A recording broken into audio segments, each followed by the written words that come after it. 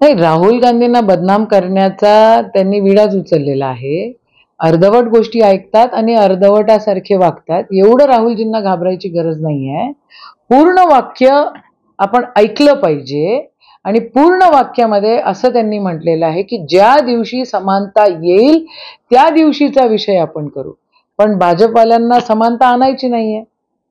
मग या सगळ्या गोष्टी करण्याचा उगाच कशासाठी? मागच्या वेळेला असं स्टेटमेंट काहीतरी केलं होतं आलूचं सोन्याचं, तेही पूर्ण वाक्य सांगितलेलं नाही.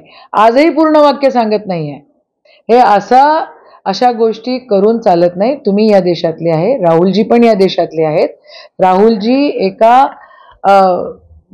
स्वातंत्र्य सैनिकाच्या देशातले राहुलजी आहेत, ज्यांनी बलिदान दिलेलं आहे, त्या घराण्यातले ते आहेत. काँग्रेसचे ते पाईक आहेत.